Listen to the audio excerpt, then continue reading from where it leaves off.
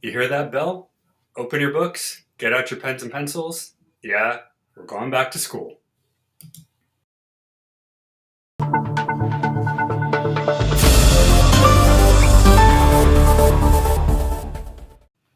Aw, Rob, do we have to? Unfortunately, I don't want to be here either. I'm just kidding. Hey guys, my name is Rob. This is my mom, Karen. You are watching Books, Banter, and Beyond. We have a fun little roundtable for you, all about kind of school-related English studies. First one off, I'm doing this to poke fun at myself because there are so many jokes about it. But you may be surprised that the degree in English may or may not be as important as you think. So many times there's been, songs and there's been, TV shows where they poke fun and they'll do a musical number about how little you can do with your English degree. But I think it's also a perception in the world, right? I think it's partially because of what people think is a good field job. Now, obviously, if you go through different eras, when you were younger versus me growing up, there was an emphasis on doing certain things. Obviously, people in, metal work or engineering, people who were architects, people who built things. That was a big deal, right? That was a job. If you built homes, if you built buildings, that was a good job. You brought home money, you were good for whatever, that was good. As time went on, we started getting more into the creative zone. So people got into theater, people got into acting, Mhm. and then, of course, for our book theme here, people got into writing. Still to this day, some people will look at being a writer not necessarily as being a great job. And even if you ask some authors, it's not easy to do. And you're not going to make a lot of money off of Mhm. your first, I don't know, maybe 10 books. You're gonna take some time. So I will throw it out just kind of in the air. Why do we think that the English degree is so useless? I mean, Well, first, Rob, we have to start by saying you have your degree in English, in creative yeah, writing, particularly, right? I think it's in creative writing. creative writing and literature on the side as well. Yeah. So I think I'd like to turn the tables for a second and ask you, why did you decide to get a degree in English and creative Well, writing? let me go back to when I I think it's the thing when you first find your degree, you go, "Oh, this is a great idea, cool." And then as you go through the classes and you graduate, you then realize this was a really big waste of my time. I don't know what I'm going to do with it. But in terms of me being more of a creative mindset, I did appreciate having a degree where you can make something up, basically. You can actually do a job where your job is to totally just create something fictitious, nothing real. Right. That's what brings me to wanting to write. It's the fact that I have the authority to write about, giant dinosaurs flying Right. through space. That's Right, but the other thing that I think English majors and create anything in that field, it really enhances critical thinking. It really teaches those students, which I think is so. I mean, don't get me started. I can get on it, on my soapbox here. It's sorely missing critical thinking in our school systems today, and maybe that is because English is taught differently. I'm not really sure. I happen to think that an English degree, you wanted to do it, and we supported you, obviously. But I actually think it was a good idea because it took advantage of your particular skill set right. of what how you process things. And there are jobs out there, and as a matter of fact, in the world that we live in today, where there are content creators like up the yin yang. I mean, you open the door and everyone's a content creator, but would you not agree if you are an English major, you got your degree, you learned how to write, you learned how to string two sentences together, and you learned how to research? I think you might be a better content producer. And here you're a walking example of that. You took your skill set of being an English major, a storyteller, and you decided to do shows of these natures on your own, sometimes with me, sometimes with other people that tell stories. So, Rob, actually, it's a matter of discovering how to use that degree. Right, that is true. And I think learning, you learn skills like leadership, you learn human resources, you learn basically cultural insight to the world. I mean, you can use it for almost anything. And I think, like you said, as long as you can write and at least write partially well, you have an ability to be a boss, be the community leader, be teaching something. Um, Because yeah, I mean there's it's lots how of ways you. to write. There's lots of ways to write, right? I mean, you can do blogs, blog posts. You can do all sorts of things. And so I know maybe to help those out there, again, raise your hand. I'm an English major and I don't even know why I'm doing this, or you do know why you're doing this, but are there jobs out there? I think a really good thing that for you to be thinking about is how do you approach potential employers with that English degree? Do you come right out and I have an English degree and I should work for you? Probably not. But what are the skills that you have? You can research, you can create content, you can create a turn on words that other people can't. And that makes you more valuable than the average Joe that just walks in off the street and maybe can do a particular skill but doesn't have all the rest of that stuff. I am passionate about this. And I think to prove both of our points too is I think every job you do, you need that anyway. So whether you're working in medicine, whether you're working in, Teaching. Teaching. teaching, whether you're, even if you are, a car manufacturer and you're building something, you have to know you have to know what you're doing. You have to know the stuff. You have to be able to read it. You have to be able to understand it, and you have to be able to reciprocate it. That's the important part. I think if you can, something about if you can read something and you can restate it back to Right. somebody else and give a good 2 or 3 minute thing on it, you have proven you've actually learned what you just read. So whatever job you're doing, yes, you're right. More so in the digital, but I mean, even people I know that are just doing regular business. If Right. you can't explain it and you can't show your work, so to speak, Yeah. you're only halfway through, right? You haven't. Exactly. I'd like to also address artificial intelligence just for a second, because a lot of people who are writers are also, some of them, I don't know how many, but some of them are concerned that artificial intelligence, AI, is going to take their place. And I'm here to tell you guys it's not. In fact, I think that AI can be a great enhancement for the writer who's doing research on a topic to be able to deep dive in one place and get everything you need. Now you got to do your work and you have to make sure Right. that it's true and you have to make sure it's not, I'm not suggesting you go and have somebody else in AI, artificial intelligence, write your book, but I am suggesting that you can even be a better writer by quickly getting that research done. So that was just, a little caveat. Okay. Mhm. A little caveat. So what's our second subject today? All right. So moving from that to maybe nothing as fun because I know a lot of people are not a fan. Um, How's a good way, or how would you think is a good way to introduce people to classic lit? Well, there's a few ways to go about it. You can just throw a bunch of books and go, here, read them. I wouldn't recommend that. That's what some teachers did to us, and Right. that made it just horrible. Um, Most of the time, the problem with classics is that there was no page limit, or there really is no page limit ever. So these authors love to just go on and on about whatever. Case in point, somebody like Shakespeare, for instance, some of his plays a little long than they should be, also very weird and don't really sit well.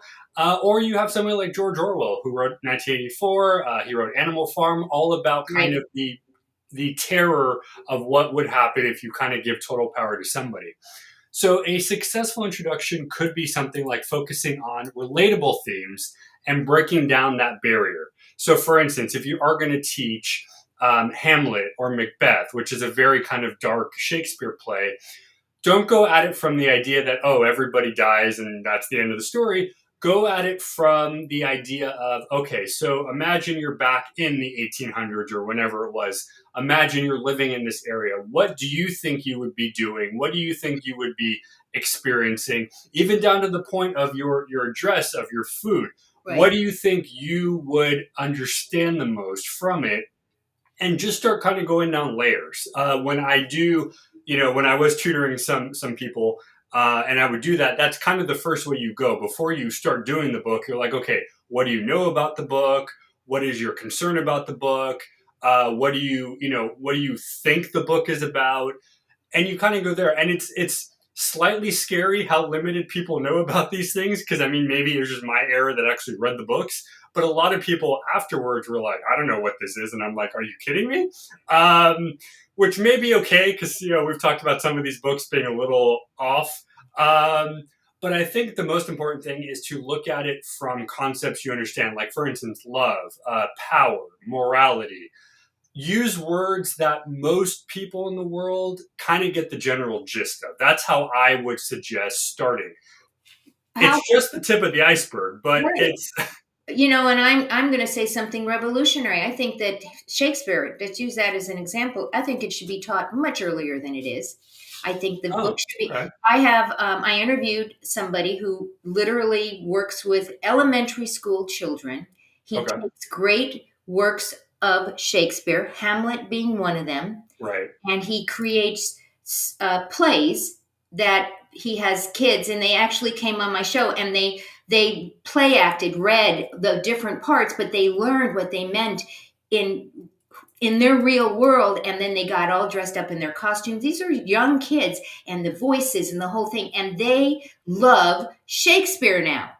They can't wait for the next one. And so maybe how do we get people to like, we start earlier. Maybe we start earlier by taking pieces of it just to say this is, and when they finally come to it when they're older, oh, I remember So this. do you think then different adaptations are helpful, like in this case, as in terms of a film or a play or whatever? I think adaptions, and any of those things can be helpful as long as they know who their audience is and they know Right. why they're doing it.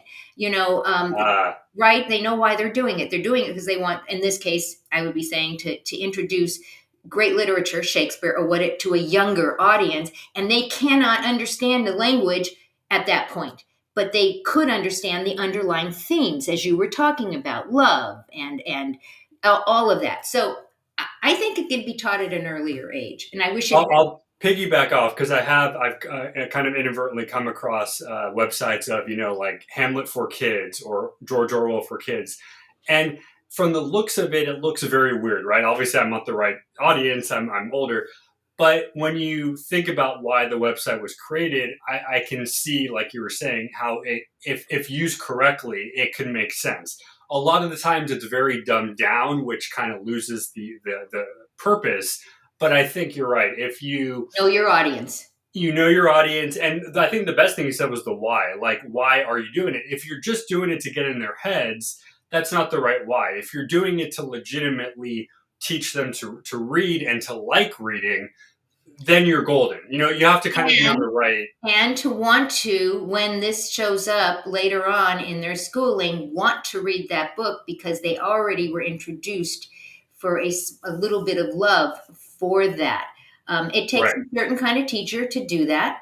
But there are, I'm laughing. I think the website that you saw, Hamlet for Kids, actually is this guy. He's got books there. He's in all of the school districts.